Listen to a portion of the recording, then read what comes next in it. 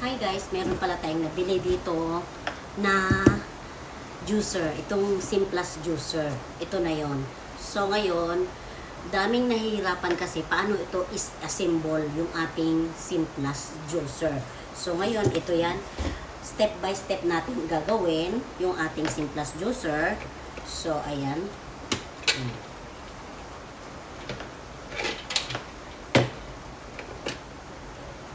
Ito yung kanyang cup niya na pangsahuran sa liquid, sa juice, at saka itong sa sapal niya.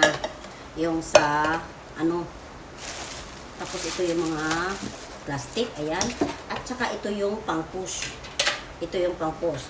So ngayon, start na natin, paano natin i-assemble to siya. So mag-start tayo dito sa, ito para dito. Ayan siya. Ito yung proper na at saka may kasama pala siyang brush. So ngayon, ito, una natin, ayan umaalog pa siya dahil hindi pa siya nalalak dito. At pangalawa, ito siya, may unlock dito nakalagay, unlock at saka lock. So itatapat lang natin yung guys, ayan. Ayan siya. Tapos, para siya malak dito, iikutin natin to. Yan. Tapos, ilock natin. Tapos, ilock na natin. Ganun. Hindi siya iikot ito pag hindi to malalak. Hindi iikot itong yung kanyang blade dito pag hindi siya malalak. At hindi siya iikot dyan, hindi yan aandar kung hindi ito nakalak. Ayan isaksak natin, subukan natin ha, 'di ba? Yung iba, isasaksak lang i-try ito para iikot. Hindi siya, guys. Hindi siya kagaya sa iba. Kaya ito, isasaksak na natin. Yan, saksak natin. Ayan ha, nakasaksak na siya. Tapos, ayan, nakasaksak na siya. Subukan natin paikutin kung aandar. Kasi ganito ginawa ko mali pa lang ganun. Hindi siya umiikot. Hindi siya matatry, hindi siya maiikot. Ayan, nakauna siya, Ayan, iun natin. Ayan, nakauna siya. Hindi siya iikot. Unless, hindi mo to, pag ito na ilagay mo dito at malak na siya proper, doon na yun. Ayan, patayin natin ha. Ayan, nakasaksak na siya. Nakasaksak. Tapos, ilagay natin. Ayan, ilak na natin. Sabay, ilak to dito. Ayan, hindi na siya umaalog, Ayan na. Iloon natin. Umikot siya. Diba? Pero pag hindi ito naka-close, mamamatay siya. Diba?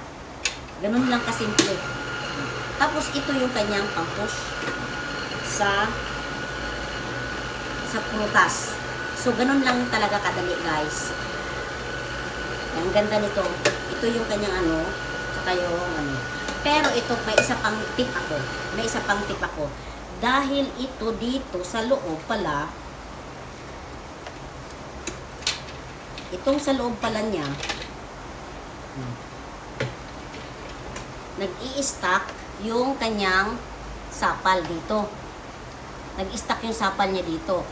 Para malinisan itong dito sa loob, guys, malinisan itong dito sa loob na nag-stack yung mga sapal dito, dito, nag-stack dyan, kukunin lang natin to at ating nililinisan. Ang pagkuha nito is madali lang. Hihilain mo lang to siya pataas. Ang paghila pataas, depende na sa inyo ha, pero ang mas safe kasi is medyo pa ikot-ikot siya ganon. Ang gagawin, ayan. Kasi rubber lang to, ganyan. Ganyan ginagawa. Ayan tingnan mo. Ayan may rubber siya dyan, may rubber. Ayan yung rubber niya Tapos, ito guys, ang lalim niya, dito naiipon kasi yung mga sapal na iba. Pag hindi nyo makukuha yung mga sapal na naiipon dyan at lagi nyo gagamitin, syempre masisira kayo, diba? Kasi may latak na dyan. Kasi ito dito, umiikot-ikot yung water dito at saka yung sapal. Tapos sa kanya ibubuga doon sa kabila, dito sa may dito, tsaka yung water. So, may naiimbak na dyan. Pag may naiimbak na dyan, syempre, mahahalo doon, di ba? Yung bakterya na pamamahaya ng bakterya. Kaya mas maganda, after nyo magamit ng juicer, lilinisan nyo ito. Lilinisan nyo ito, ha? Ito yung siyang una talaga. Ito yung siya. Dito, ayan. Ayan. Ayan, ibalik na natin guys, ha? Ganito lang pagbalik niya, no? Dahan-dahan lang din. I-push nyo lang. Yan. Ayan. Okay na siya. Madali lang ang paglinis ito, ha? Pagtanggal. I-pull mo lang siya ganun. Tapos, ayan. I-lock nyo lang. I-lock nyo lang, sabay. I-close ganun. Sabay paanda rin. Ganun lang kadali. Kaya, sana may natutunan kayo. Paki-follow na lang, like and share sa ating video.